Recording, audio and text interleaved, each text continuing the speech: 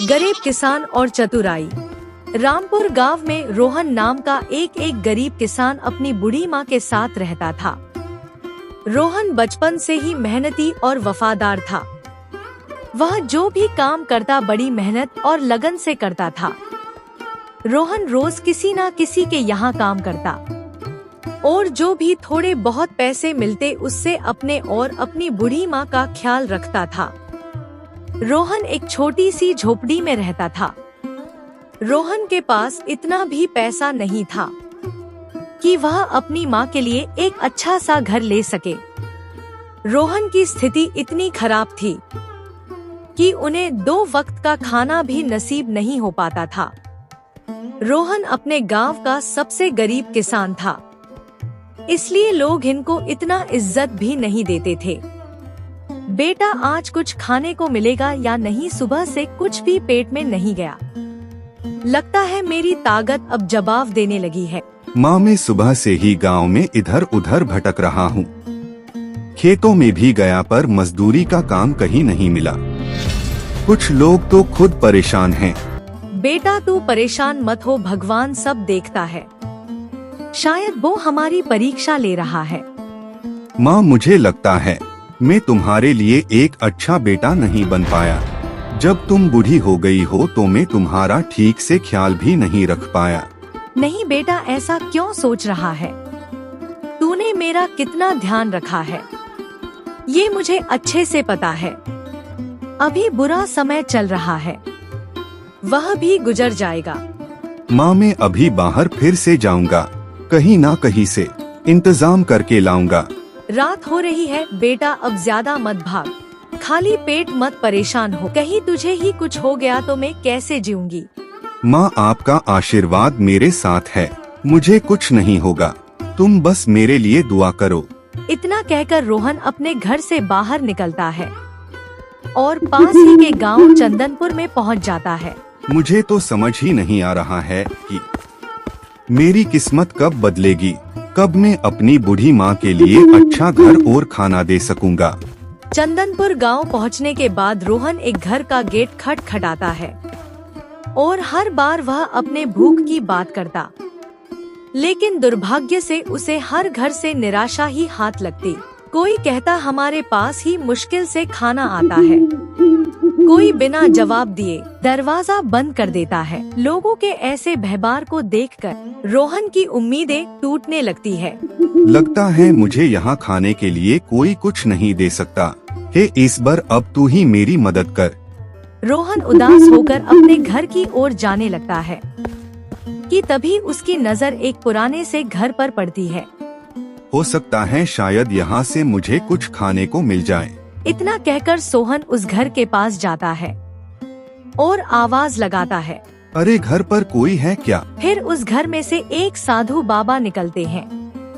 बाबा रोहन की देखते हैं और बोलते हैं, बेटा क्या चाहिए? तुम इतनी रात को क्यों खटखटा रहे हो? बाबा, घर में खाने को कुछ भी नहीं है, माँ भी भूखी है और मैं भी बहुत जगह मदद के लिए गया, लेकिन किसी ने कुछ मदद नहीं करी। आप ही कुछ खाने को दे दो। रोहन की बातें सुन के बाबा को थोड़ी दया आ जाती है। हाँ बेटा, क्यों नहीं आओ, पहले तो तुम पेट भर कुछ खा लो, क्योंकि ईश्वर किसी को भूखा नहीं रखता।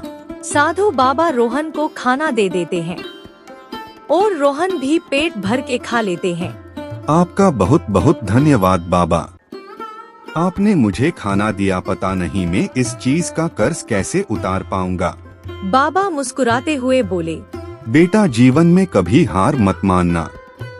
ईश्वर हमेशा उन लोगों की मदद करता है जो मेहनत करते हैं और सच्चे दिल से कोशिश करते हैं। मेरा आशीर्वाद सदैव तुम्हारे साथ रहेगा। बेटा, तुम्हारी जिंदगी जल्द ही बदलने वाली है, बस सच्चाई और मेहनत का हाथ थामे रखना।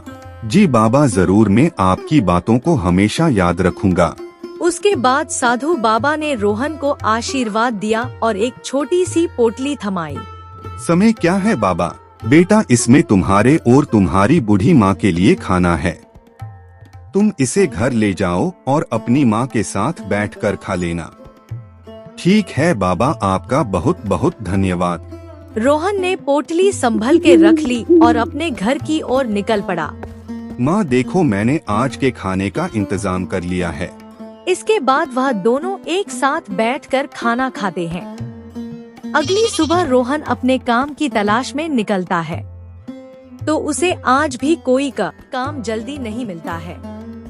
वह काम की तलाश में इधर उधर भटक ही रहा होता है कि तभी उसकी नजर पास ही खड़े हीरा लाल पर जाती है। रोहन हीरा लाल जमींदार के पास जाता है।